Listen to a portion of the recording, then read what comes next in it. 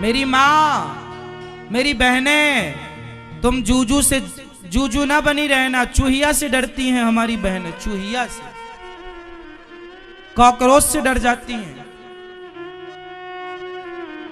ना तो तुम्हारे हाथ में माला है, ना तो तुम्हारे हाथ में भाला है। कैसी ये बाला है।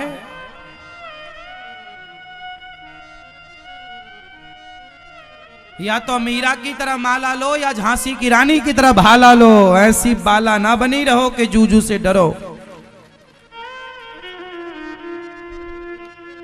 इतिहास या तो मीरा को याद करेगा या तो झांसी की रानी को। बीच वाले किसी काम के नहीं।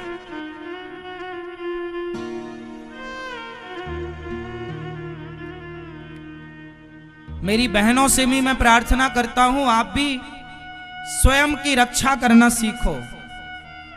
तलवार अलवार चलाया करो। तलवार हमारे भारत की विशेष विद्या रही है। हमारे झांसी की रानी ने तो वो तलवार चलाई तब ना वो लड़ी। तुम्हारी तरह चुहिया से डरती तो हो गया था युद्ध। खूब लड़ी मर्दानी वो तो। सिंहासन हिल उठे राजवंशों ने भ्रकुटी तानी थी। बूढ़े भारत में भी आई फिर से नई जवानी थी। खूब लड़ी मर्दानी वो तो। बनाओ अपनी बेटियों को मर्दानी। कब तक उसे घर में बिठाकर चूहिया और कॉकरोच से डराती रहोगी। बेटी झांसी की रानी। आज माँ बाप ने बेटियों को आजाद किया तो है, लेकिन वो अपनी आजादी का मिसयूज कर रही हैं। फटे कपड़े पहन के घूम रही हैं। बनना चाहिए था झांसी की रानी, तो बन गई वो फटीचर। क्यों फटीचर बनी घूम रही हैं?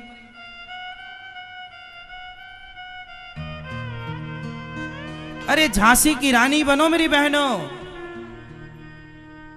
तुम्हारे माँ बाप ने आज तुम्हें कुछ आजादी दी है, उसका उपयोग करो। उस आजादी की कीमत चुकाओ अपने माँ बाप को योग्य बन करके। माँ बाप के काम आकर के, समाज के काम आकर के, समाज की सेवा करके उस ऋण को चुकाओ। अपने माँ बाप के ऋण को उतारो। झांसी की रानी कि हम सब ऋणी हैं।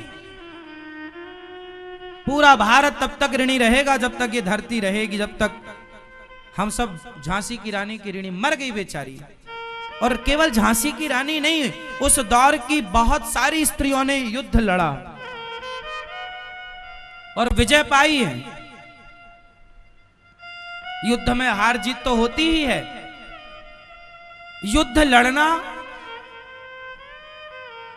और जीतना हारना ये तो ईश्वर का विधान है, पर लड़ना चाहिए।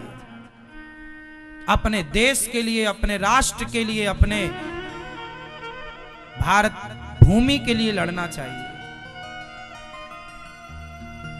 भगवान की भक्ति बाद में, राष्ट्र की भक्ति पहले।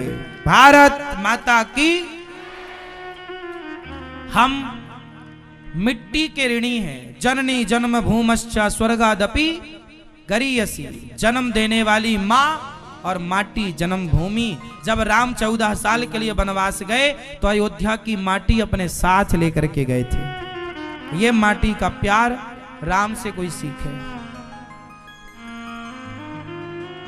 अपने बच्चों को मेरी माँ, बेटी हो बेटा हो, योग्य बनाना। मस्त अच्छा बनाओ, कचरा मत बना देना। तो हमारी कितनी बहनें, आप लोग तलवार चलाती हो या नहीं? सीखती हो? कुछ कराटे वराटे सीखा करो, कुछ तलवार वगैरह चलाना सीखा करो, भाला चलाना सीखा करो। जूजू बनी रहती हो। मोबाइल चलाती हैं, व्हाट्सएप में आई लव यू खेलती हैं।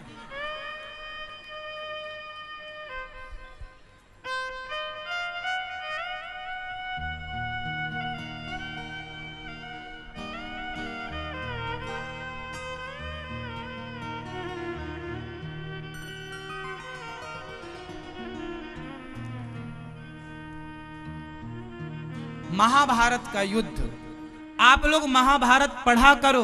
कुछ लोग कहते हैं जी घर में महाभारत रखेंगे तो महाभारत होगा। बताओ, इतना गलत प्रचार करते हैं सनातन धर्म का। इन लोगों को मिर्ची का धुआं देने की जरूरत है। जो ऐसा कहें इनके उल्टा लटकाओ, पांव ऊपर बांधो, सिर नीचे करो, लाल मिर्ची का धुआं।